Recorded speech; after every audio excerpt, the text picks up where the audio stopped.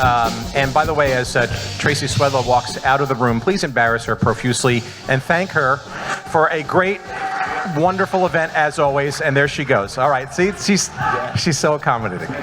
No, seriously. I mean, I think I've been. Whatever. But Tracy has been doing this event for a ridiculously long time, and I continue to believe that this is probably the most high quality and concentrated event that you will find. And if you want to know what's going on in the next number of years before kind of the hoi polloi, this is a place to be. And a lot of times you kind of don't necessarily understand it in the midst of learning about it, but it's almost uncanny to see sort of a lot of the things that are discussed here kind of percolate and then become more realistic and actually businesses in the years that follow. So, for whatever it's worth, I'll stumble across a better quote for you at some point, Tracy, but that's... We try to do that. We try to expose you to try to expose people to things that they don't know because we study this space. So I think that's a great observation. And it's cyclical, right? So if you hear it here, then you hear it again later. Anyway, I'm done. And there she goes, everybody. Once again, put it together for Tracy Swedlow. Yay, Tracy. All right, the excitement is palpable. Can you feel can you feel it? I don't know if we can get even a good poker game going here, but we'll try. All right, so first of all, a couple of housekeeping notes. My name is Tim Hanlon. I'm your congenial host. I am the founder of a consultancy out of Chicago called the Vertere Group. We focus on a lot of the sort of changing dynamics of media and advertising and marketing, a lot of startup work, a lot of big companies struggling with startups and where all this stuff is going, and a lot of agency and advertising experience prior to that, which is boring and monotonous. Ann Shelley from the ATSC 3.0 world and the next gen trial and all of that cannot be with us. She had to fly home for a family emergency, so we wish her the best on that. But it does not denigrate the gentlemen that are here. It does certainly not help with diversity, but we press on. And I don't think the dynamic of our conversation is going to change. I just think we're going to have to rely on you all to look at some future crystal ball stuff, inclusive of 3.0. But before we get there, what is the topic at hand? It is this very interesting and curious revival of this medium formerly known as television via over-the-air antenna or over-the-air reception. I'm not going to sort of bore you with data and stuff, but it's out there. People like Rick Ducey in the back, who's trying very best to not be seen or called out, are steeped with data on how consumers, increasingly intelligent consumers, are recognizing how they can get the television that they really want and need without sort of breaking the bank. Mm-hmm. And one very interesting dynamic is the ability to receive quote-unquote free television. Can you imagine that, right? Many of us are old enough to remember when that was what television was, right? Was free. So we kind of start with that, right? With this resurgence, if you will, of this over-the-air component of television, broadcast television, diginets, et cetera. And I want to kind of get it into it with three, frankly, pioneers who are, I guess depending on the time of day, chafing at sort of how to, if you will, unbundle this or take advantage of this phenomenon. And then I want to also kind of get into what sort of occurs in the near-term future because of your activities and or what we think is going to happen, as well as what ultimately will happen, right, courtesy of, we hope, the 3.0 standard down the road, which is the ultimate improvement, if you will, of the direct over-the-air sort of transmission thing. So let me just let three of these gentlemen introduce themselves, and from where, I know the intro thing, but what you're doing and where you're coming from as it relates to quote-unquote over-the-air television, because you're all doing unique, interesting, and if you're not paying attention, important things that are likely to have some interesting value as things change in the next couple of years or months even. So why don't we start at the end? Okay, hi. I'm Mitch Weinrob. I run a brand called Air TV. I even got the socks on. That's part of Sling and Dish family of companies, and we're really about bringing broadcast television, OTA television, into the streaming world, making it accessible through the same user interface or user experience, and really getting it to be. It kind of becomes the new basic.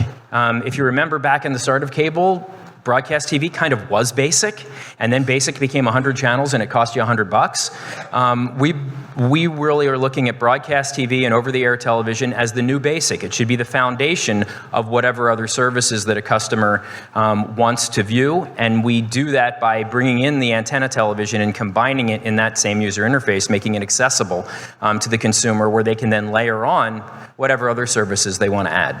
Okay, so there are two little aspects to that, and we'll let the other guys sort of weigh in on that too, and we'll get into it more deeply. But you're really identifying sort of two interesting aspects to that. One is Air TV essentially is accessing over-the-air signals, right? In a quote-unquote free and unencumbered way, right, without retrans and all that kind of stuff, which is essentially an antenna play. Anybody can put up an antenna, receive. Right. And then two, maybe more interestingly and importantly, harmonizing that with other, or an other, at least Sling TV in particular, television service, right? So that it becomes commingleable and or all part of one's array of choices, right?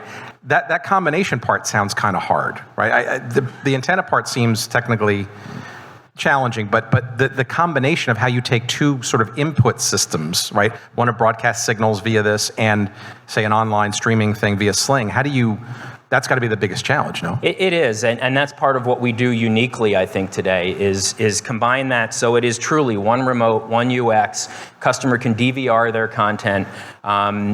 Once they're set up, it becomes invisible to them, which is what essentially cable did 30 years ago, or 40 years ago, whenever that really became part of the puzzle. But it's since become so encumbered with other services, and that, you know, the $100 basic package that a lot of customers are not really looking for at this point, that we've done a lot of the technology work to simplify it for the customer. And you spend a lot of time trying to elucidate how much that broadcast bundle is costing a network operator subscriber, and the ability to parse that out. Sorry, let me segue to David, right? Because you have a very interesting approach called Lowcast, and why don't we maybe, I'll let you set it up and we'll show the video, but maybe you can describe your journey over the last couple of years, especially coming off the heels of what Aereo went through a number of years ago, and why and how you're different in that approach.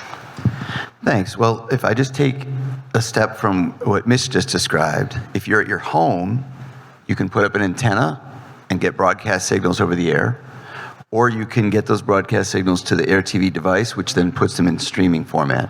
But a lot of people cannot get an over-the-air signal. In fact, that is precisely why cable TV was born.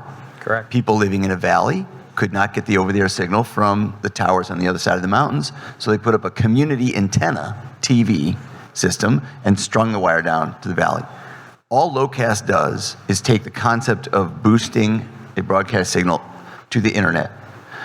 We offer your local broadcast signals in the 9 markets where we currently operate, and there are more coming. You log on to our app, and if you want, we don't have to show the video, but I came prepared. No, I think it'd be helpful for those, especially outside I came of with a video, you know.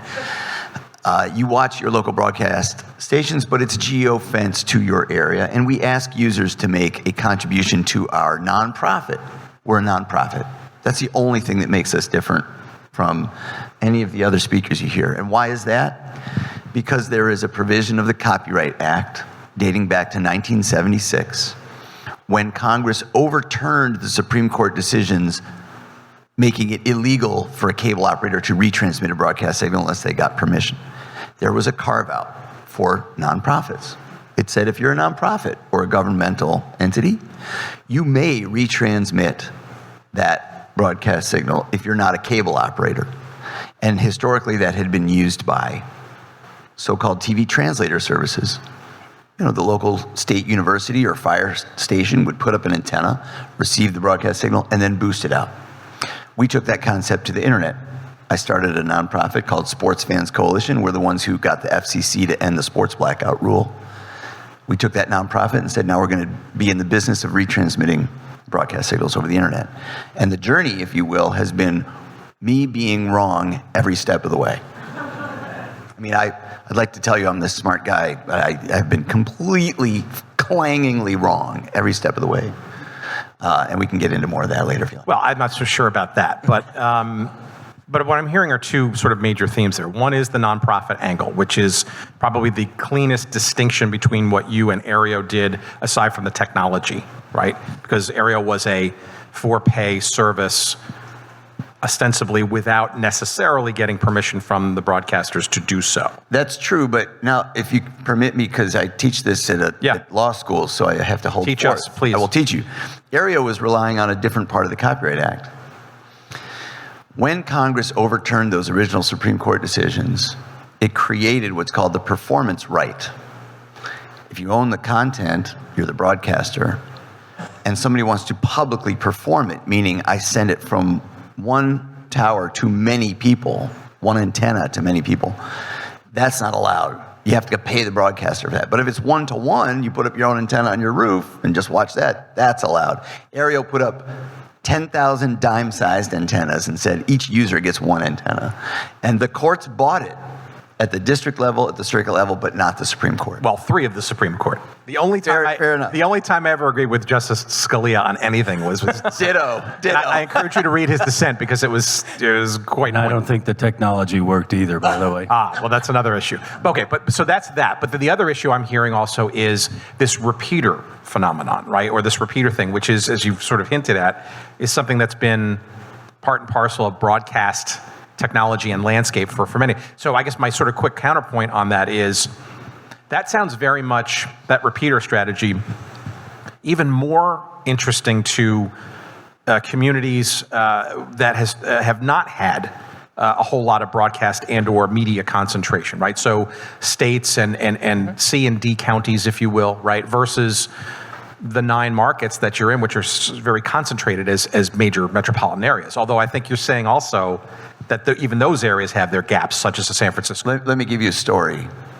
We launched in New York City. Number 1 media market in the country, clearly what anybody would call urban.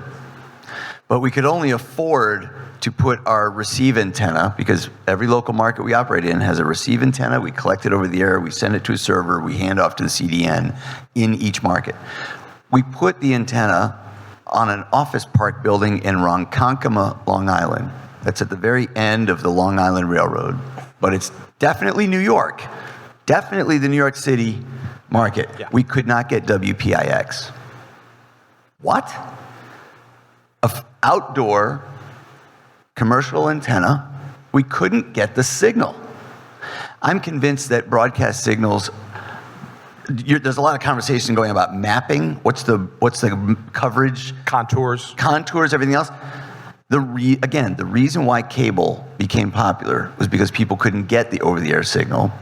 And as it just so happens, we've studied this during my day job.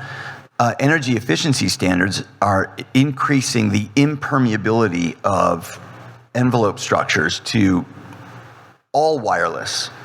If you look at these windows, these are ancient windows, they're single pane. Today it's triple pane, metal coated.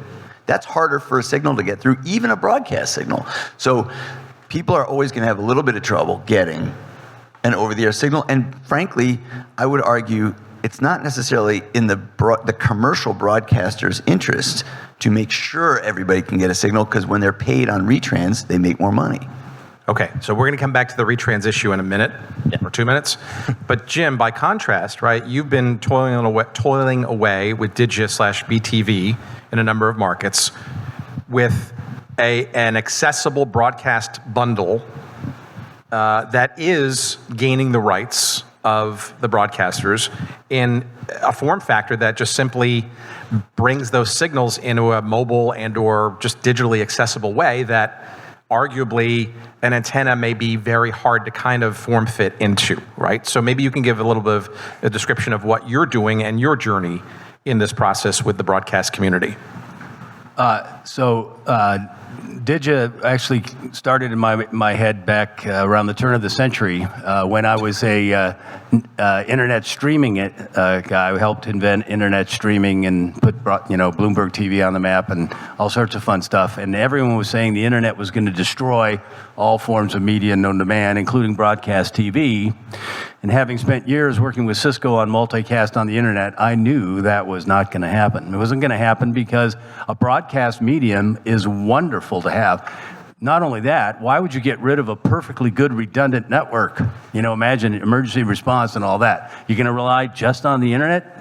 Give me a break. So it was very obvious to see that broadcast was going to be around. And I kept going to Wall Street saying, hey, let's buy some TV stations. And they kept saying, no, they're going to go the way of the dinosaurs. And I'd ask them, well, what about, how are the prices doing? Well, they're still up. I'm like, that's your first clue. But what I also realized very much was we were going to enter this era of consumer choice.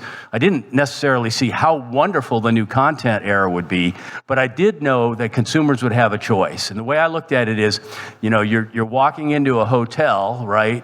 And you can either go, or an airport or something, you can either go to the fancy restaurant called Pay TV, and they have everything on the menu, or at least everything they think you need on the menu, or you could go to the food court next door, right? And the food court would have SVOD from Netflix, it would have YouTube videos, Funny or Die is over here, right? And they'd have the salad bar, which I call broadcast television, local broadcast television. And I knew that local broadcast television, that salad bar, was going to become more popular because it was clear that restaurant was going to become less popular. It had to. There's just too much other stuff going on. And I knew even millennials would love the local salad bar because in my mind, good old channel changing, flipping around, discovering content, it's more like YouTube than it is like Netflix. Sure, you want to, binge watch Game of Thrones or Breaking Bad, but that's work, right? I mean, holy cow, you miss this thing or you got to go back. You can't fall asleep during it, that's for sure. But you can turn on broadcast TV, you can watch Stephen Colbert, and next thing you know, you flip over and you're watching 20 minutes of a John Wayne movie. That actually works, and millennials love it too. So I knew that I forecast correctly, as it turns out, the resurgence in over-the-air. Last point I'll make is over-the-air local broadcast is the critical component of local communities. Whether you're New York or Fresno, local television, whether it's the local NBC affiliate or an independent station or the best Korean religious channel on the planet, that is part of Fresno, that's part of New York. And making them stronger and healthier is going to make local news healthier, local schools healthier, local civic healthier, local businesses, targeted advertising. Sure they'll targeted advertise on NBC, but they're going to targeted advertise on the Korean religious channel as well, right? So simply put, what Digi did is create a platform. We're not a brand, we're not a skinny bundle, nothing like that. We're like Locast, we're simply a platform to get your local channels. We're here to delight the viewers and make the broadcasters more money, including the majors, but also particularly the long-tail channel companies. So that's what we're all about. So what I hear most from you is sort of this form factor thing, right? In many respects, like this is almost, I've called this, and you've heard me call this to you, it's almost like a broadcast bundle, right? It's almost like, so as the world of television seems to be unbundling, right? It's almost, where is the broadcast bouquet? Yeah, exactly. That could be $4.99able, that could be mixed and matched into one. It's like your local, their local shopping malls, some of them are thriving, right? Even, Nike has a store there, right? They also have the outlet thing, they also have online. But they would not abandon, that good shopping center in Minnesota, right? So if you think what we're offering is that shopping center, but over the internet, like as David said, it's really just an extension of the antenna. And it's the public, the public finance the internet, the public finance the airwaves. It's a natural thing to do, and it keeps that shopping mall or salad bar, concept. We believe it. The good news for both David and I is we don't have to make any content decisions. we're not scratching our heads going, oh, geez, do we take that great Indian cooking channel and compete against, the cooking channel from Scripps or whatever, or maybe we should take that one from, German. What we do is we put up an antenna, and if it's coming over the antenna, we ship it out. If it's not, we don't. So from that standpoint, it really is make local broadcast, that bundle of channels, that comes and goes and gets shifts around with the repack and all that, make that accessible by anyone in the DMA. Right. So let me use that as a segue for a softball question, right? Because And by the way, a happy Air TV customer too. But anyway. right. So, but again, I come back to form factor, right? So and I'm going to just completely generalize here, but younger audiences, right, who know mobile devices first and maybe only versus say a big screen or a TV thing, right? But this is here's the kicker in the softball. So why don't broadcasters then more aggressively form factor iterate to then be immediately available in that kind of mobile first environment versus the retrenchment and or holding on to a retrans regime and or making it so difficult to antennaize and recombine? I know the answer, but I want to hear from you. Some of them are trying, but obviously there's a challenge with the network and affiliate system that makes that very difficult. But to take one half step back, just in case everybody's thinking the same thought, which we seem to always get, which is, well, the kids don't care about broadcast TV. They don't want to watch local channels. They think they don't want to watch it. Every conversation I have with a millennial or younger starts with, oh, I don't need that. I don't need local television. And then I live in Denver. I said, well, do you want to watch the Broncos game? And he said, well, of course I need to watch the Broncos game. And I explain that's on local television. And then I say, well, do you watch The Bachelor? And a good percentage of people go, absolutely, I need to watch The Bachelor. Well, that's on local television. And so I think a lot of it is, while they may think that's not part of their life and part of their viewing experience, it is. So what we're all trying to do in slightly different ways is make sure they can get it, but in a form factor that's more accessible. It's like people who say they don't like bacon and don't eat bacon. They're lying. Everybody likes bacon. Everybody watches local TV. I have two sons in college. One's about to start college, one's a junior. And like the young people you've spoken to, they're like, they don't even know what broadcast is as a category. However, the Pew Charitable Trust did a study that showed that the vast majority of Americans get their local news from broadcast, including the majority of millennials. That's fascinating. And it points to the public policy imperative that Jim was alluding to, that we really do need local journalism and local interest programming. And I think anything that extends the reach of local broadcast is a positive service in that respect. Now, 9 out of the top 10 highest rated programs on any kind of television every year are NFL games. Regular season and postseason. 9 out of the top 10. The giant in the room is the NFL. Because just suppose 2 years from now, the NFL's renewal with broadcast doesn't renew. And instead they send it all to Facebook or Amazon. That would be the end of local broadcast TV, period, end of story. I'll bet my life on it. Local broadcasters need the NFL. And the NFL, as the monopoly owner of that incredibly important content, and believe me, I've fought with the NFL over the sports blackout rule. I know how they play. They play rough, but they are beatable. They divvy up the rights. Here's some for you, broadcast. Here's some for you, cable. Here's some for us, our own, that we're going to send direct to the consumer. Here's some for you, maybe, Amazon or wherever you are. And I think we up here could talk all day long about how important it is to sustain local broadcast and how important it is to extend its reach. I just want to put out there that there is one human being on earth who holds the future of broadcast in his hands, and that's Roger Goodell. I definitely love the NFL. I'm not as concerned about the NFL. First of all, they have, as you know, done their rights pretty nicely for broadcast recently, and thank you, Fox and CBS and people that are doing that properly. But I do think that the networks, they've broadcast, as David pointed out, really is sort of one of the key building blocks of their entire empire. Disney included. We all remember, or at least us old people remember when Disney shows were on the air. whether it was, I'm sure they spread them around between different channels at the time. They didn't own ABC then. And the bottom line is, because they've spread out to so many different things and become so dependent on cable bundle, which, YouTube TV is just another version of the cable bundle, right? I don't care if it's over the internet. You're still paying $50 to $100 for the same channels. Because they have lost sight of that broadcast, shopping mall, that broadcast food court, the salad bar in the food court. So they're just sort of overlooking it. They're jumping to ATSC 3, which is a great thing, but if you're going to spend money on ATSC 3, what is ATSC 3? It's the internet. It's the thing. One of the main things that makes it great. So the fact of the matter is, they're trying to be too smart. One of the reasons they're getting blown away by the internet companies is the internet companies don't try to play chess. They just run, right? They just get it out there. They don't try to pretend which way's the water going to go down the hill. I got to build a well, right? No, just let it go and catch it at the bottom, right? Well, these media companies, they're run like family businesses to some degree, right? They're all too smart for their own good.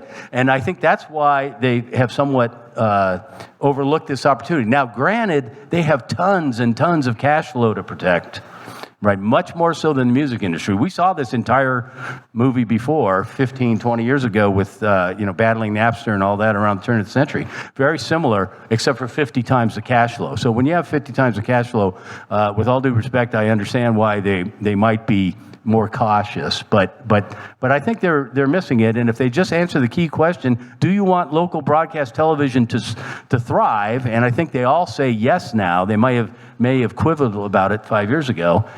If the answer is yes, then you want to do what David and I are doing, or Air TV or whatever. Can I just jump on that real quick? Because exceptional points. We're also not talking about the threats to local broadcasting that come from within their own industry. One of the things that I got wrong when I launched Locast was I thought that I would find uniform opposition from broadcasters. That's wrong. I've had more than one local broadcaster come to me and say, we love what you're doing and we want to help you. And I say, do you have the right number? And they say, yeah, we're talking to you. We like what you're doing. We want to help you. So, for example, we launched the Philadelphia market by putting our antenna on the mast of a local broadcaster that we're working with there, and our servers are at the local broadcaster's station. It's incredible. Why is that? Well, both networks and syndicators tie the hands of the local broadcaster contractually. They tell the local broadcaster, you may not send any of this over the internet. Only we can do that. So CBS says to the CBS affiliate, you get an exclusive to CBS content in your market. Oh, but not over the internet. We're going to put up the CBS All Access app, charge people for it, monetize it, and if that cannibalizes your audience, tough. So that local broadcaster looks at me and says, I don't have anything to do with this guy. He's crazy. I don't know what he's doing, but I'm putting their entire signal on the internet, including their ad inventory, and I will give them the back-end analytics if they ask for it. It's the other reason why these broadcasters have asked to work with me. They want the back-end analytics to give to their sales teams because it's rich data they can use to sell to the young people who are now working at the ad buying agencies. But you can't say the good without the bad, and the bad is retrans, right? And what the local affiliates are doing with retrans. In case you don't know, if you are a traditional MVPD subscriber in the United States, you are paying between $12 and $15 every month out of your own pocket for the local channels that you could get for free or near free. And that just... The truth will set you free, right? That just doesn't make sense to a lot of people. And in fact, if you've got one of the major MVPDs, you're actually paying that $12 or $15 for about 12 or 15 channels out of the 60 to 80 that are available in most major metro areas, depending on where you are, right? San Francisco is one of the best in the country in terms of number of broadcast channels available. In Denver, you can stick up an indoor antenna and get 63 channels for free.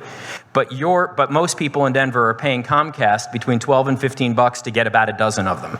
And that's part of what we're trying to fix here. Part of what we're trying to say is there is a lot of really good content that's available if you're close into the tower for free, or if you're a little further from the tower for a lower price than paying that retrans fee. And part of what's going on with broadcasters is their own doing. They've kind of become addicted to that drug of retrans, and it's now coming back to haunt them a little bit. So, all right, so let's use that as the table set. So thank you for doing so.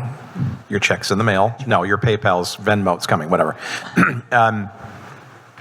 So if the NFL is the elephant in the room, right, I think the rhinoceros and the hippopotamus in the room are the twin issues of affiliate relations vis-a-vis networks and the state of today and tomorrow regulation, especially when it comes to this thing called retrans, which maybe, David, you could start, itself really only kind of got focused and defined circa 1992-ish, right? With Yes. the revisions so I guess let me table set the regulatory thing for a second. It seems to me, things like Stellar and these other, it seems to me that there is some chafing in various circles about whether the retrans setup from the 90s, or defined very succinctly in the 90s, is in lockstep with the changing media world we live in now. Is that a fair statement? That's a fair statement. Okay. And I should point out, in the spirit of full disclosure, I don't make any money from Locast. I have a day job. And my day job is owning my own law and lobbying practice in Washington. I include Dish as a client and Google as a client. They're both in the pay TV business. I include Entertainment Studios, which is a broadcasting syndicator among my clients. So for my day job, I experience this every day. You're right, 1992 was the first time that Congress created the so-called retransmission consent right. A lot of people thought that was an odd thing because you already have copyright as a source of revenue for a copyright owner. But because the government requires a cable company to carry a station, the so-called must-carry requirement, there has to be something that says to the cable operator, you may do that under copyright law, and that's the compulsory copyright license. Retrans fees were added on top of that in 1992, the theory being this is going to help subsidize local broadcasting. Now, set aside the fact that today the network will take a huge chunk of that money every time. It's perverse, right? It is rather perverse. The fact of the matter is, I'm trying, among the people trying to reform the system, and we're going to lose. Okay, this year is when Congress is supposed to reauthorize the satellite television compulsory copyright license. And it happens every 5 years. And every 5 years, there's this great strum and drang about how we're going to reform retrans because it doesn't make sense anymore. And we lose. So sorry to all my clients. I'm out there working. You're still trying. Hey. I'll take okay, the- and you I'll take- sorry, before you go, you don't think it's any different this time? I don't think it's any different this Okay. time. And I think the reason for that is Congress is somewhat captured by the current system. They've got friends on both sides. And both sides are completely dug in, and the easiest thing for Congress to do is nothing. So that's what they're going to do, pretty much nothing. I hope I'm wrong. I've been wrong before, but I think that's the case. What we did with Locast was say, perhaps there's something in existing law that can address this imbalance, because I agree with Mitch that these companies are pricing themselves out of a market. That's why you're seeing declining pay TV. At the same time that you're seeing increasing retrans rates. It's a melting ice cube, and the melting is going faster.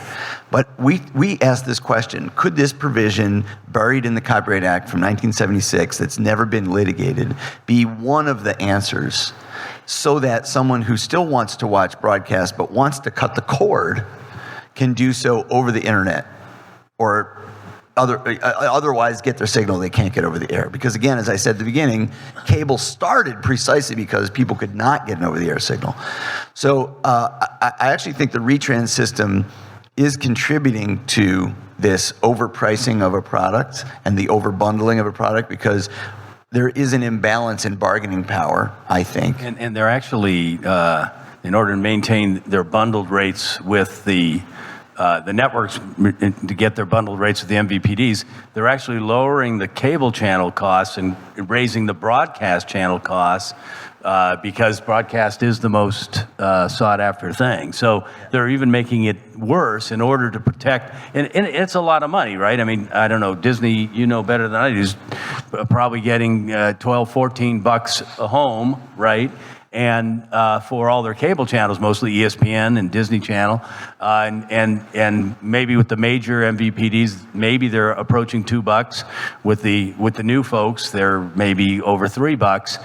But it's still, when you're talking about just the broadcast channel alone, it's not $14 or whatever. So that's what's driving them. But absolutely, they're in business school we'd call it the death spiral, right? Yeah. Right. In fact, that's what you do, right? When I was at HP, we the cash cow, when you wanted to get rid of an old technology, you raised the prices and you milked it all the way down. You invested less. You made more money the last couple of years of an old product than you ever did before, and that's because you were basically trying to kill it off and print money. Now they're not trying to kill off broadcast, but they are essentially doing a similar thing.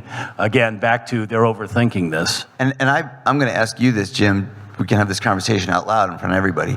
One of the things that I've suggested to broadcasters is think of me, Lowcast, as a way for you to extend your revenue stream even after somebody cuts the cord. Because here's what I've been willing to put to any broadcaster who's willing to do a deal. I submit that we are allowed to take your signal off the air under the Copyright Act without doing a deal with you, and I will argue that as long as I'm asked. However, if you want to do a deal, how about we do dynamic ad insertion? Yeah, no, exactly. And that's exactly what you're doing, That's right? exactly what I'm doing. In fact, I've looked at a lot of these deals because, again, I've been thinking about this a lot. And I originally started off wanting to do an Air TV-like product instead of deal with the networks directly. But I've had my fill of consumer electronics in my career, so decided not to go there. Not the easy part. Yeah, no, it's. I've had my fill of dealing with networks, so more power to you. Yeah, no, but the notion of these contracts, right? Even 3 years ago, none of the contracts actually said you can't do what we're doing.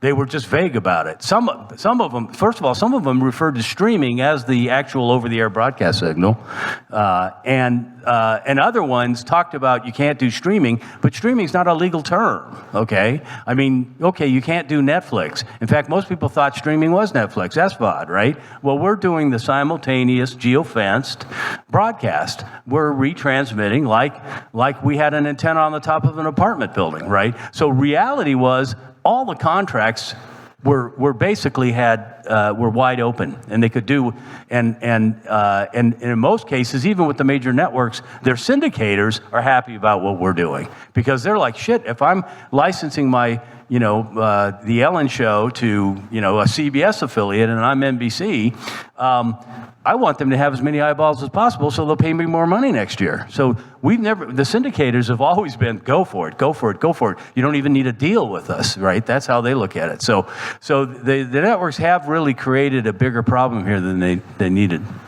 All right, so what we're all kind of grappling with here is really some interim sort of next steps as to maybe what sort of happens from all this change and all this potential opportunities and stuff. But in many respects, a lot of this, at least conceptually, is table setting for what maybe is the ultimate end game, which is this ATSC 3.0 thing, right? So I'll speak for Ann, which is dangerous, but I think she'll appreciate that the setup here is, in her absence, is I think there are a lot of people who believe that it is almost the ultimate sort of expression of how to go direct to consumers with or without an intermediary such as an MVPD or whatever, frankly, without it, and then bring in some of these benefits that you're alluding to, targeted advertising and data and all that kind of stuff. But, as I said yesterday, the reality is, depending on who you talk to in the ecosystem, is it may happen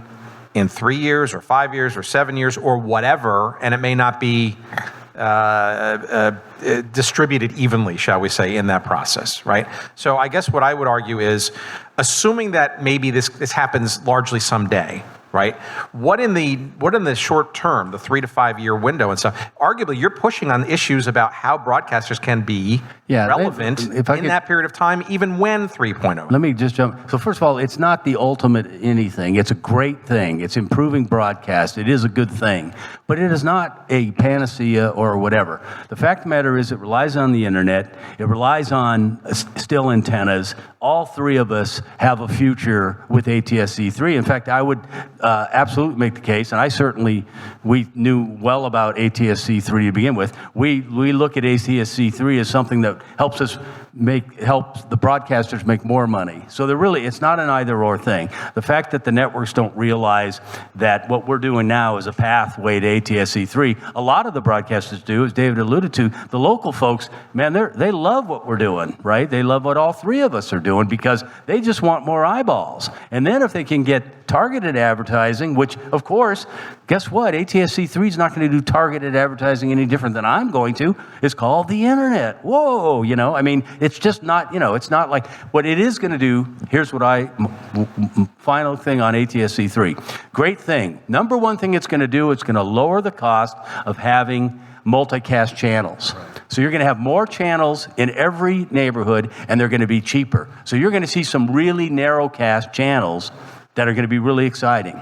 And I have ideas about them, which I'm definitely not going to spread around. But it won't be me. It'll be my customers, that are doing it. That's number one. Number two, it's never going to work on phones. All right? And it isn't because they don't have chips in them. It's because they don't have antennas. I mean, you have, your Air TV, you don't hook it up to a paperclip, probably, right? You hook it up to rabbit ears or hopefully an antenna on your roof. Right?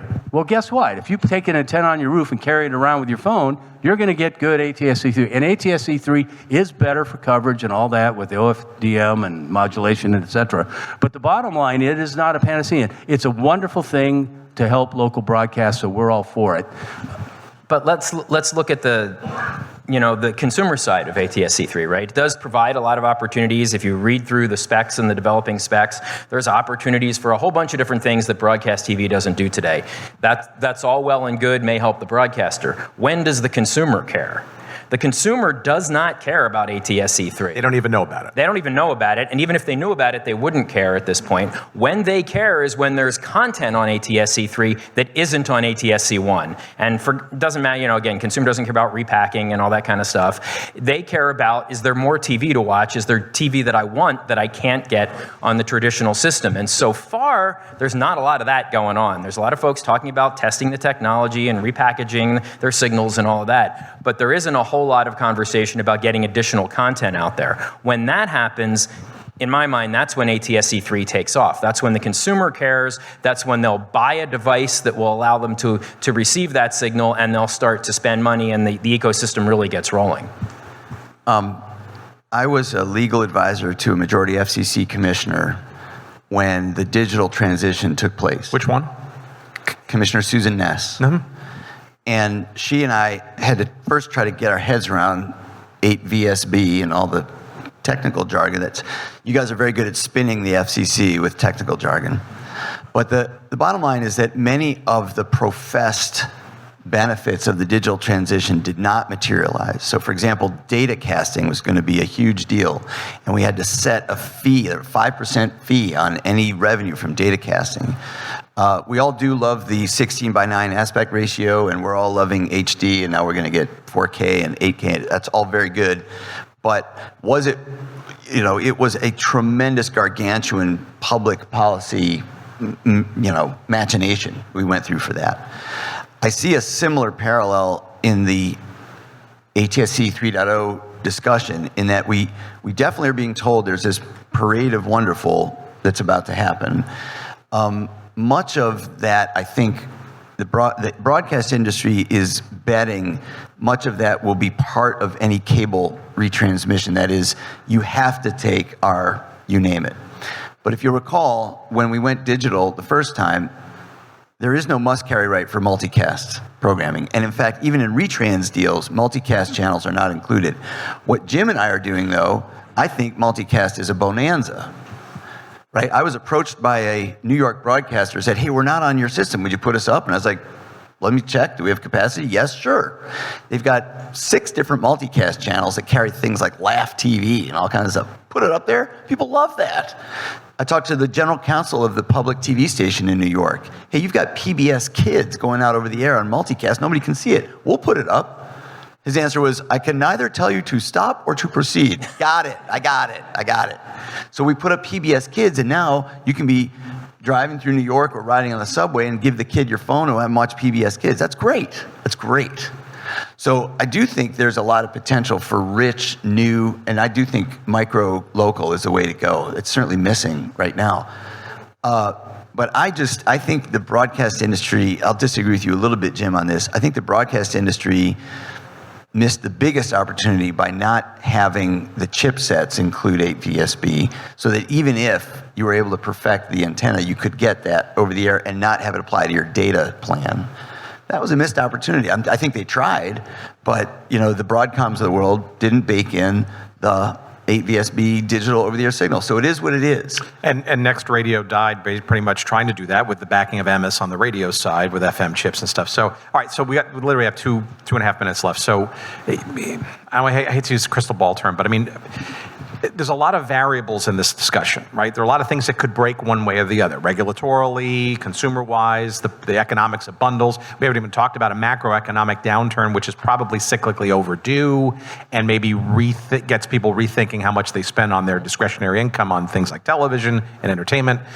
When you go back to your offices in the next week or two, what do you think is going to happen in the next, say, 6 to 12 months in all of this stuff? Is there anything you're looking for, or maybe expecting, or making maybe a side bet on, or where do you think we are in the near term with all of this stuff? I mean, I think you've kind of already talked about regulatorily. You're not necessarily sanguine about the prospects of Stellar changing this time around in this 5th year cycle. What do you see any breakthroughs, any changes, any things, or we're still going to be kind of having this conversation a year from now? I think the focus has got to be on the consumer at this point. And we've talked about it in a couple of other sessions, right? Consumers don't want 12 different video apps, whether that's on their TV, their phone, their tablet, whichever it happens to be. They don't want 12 different video apps. So trying to make this work for the consumer, where through one user interface, they can get access to all the different content they want, to me, that's one of the biggest pieces. And that's what I think we need to focus on in the next evolution. We've got some great technologies to get the content to the consumer. Now we have to get it in front of them. And the way you get it in front of them is by having an appropriate UX and not trying to force them to add one more app to their world. Or unbundle it, allow for discretionary consumption in through some of these environments. David? Unbundled purchasing, bundled viewership. Right, sure. Yeah, right. Yeah, and I'll just jump off something one of the prior panelists said, which is the voice-activated search. If I'm driving in my car, I'll say, Google, play Jimi Hendrix. The Google engine will open my Spotify app, will find the Jimi Hendrix, and will start playing it. And there's no reason why that can't happen, so that the metadata from the NFL game that's on Locast, your Locast app is sitting there, or your Digi app, and the search engine is taking care of that for you. The second thing I'll say, to your point about a macroeconomic downturn, you want to do something really radical in the United States of America, I've found, say you don't want to make a profit. Wow. I've seen people's heads explode, like in real time. And I think there is going to be a renewed sense of consumer activism. I am paying too damn much for the rent. And I'll finalize it by saying that we need to have big corporations and consumer groups stand up and support free over-the-air TV. It's a national asset, right? In the era of fake news, Russia and China, kleptocracy, domination, etc. We need to protect this wonderful public asset, and no one is really standing up and doing that. And that's what we need to see happen in the next 6 months. All right, I am supremely disappointed in this panel because nobody brought any opinions of worth, and hopefully we'll get it right next time. But in the interim, let's thank them anyway for a very good panel.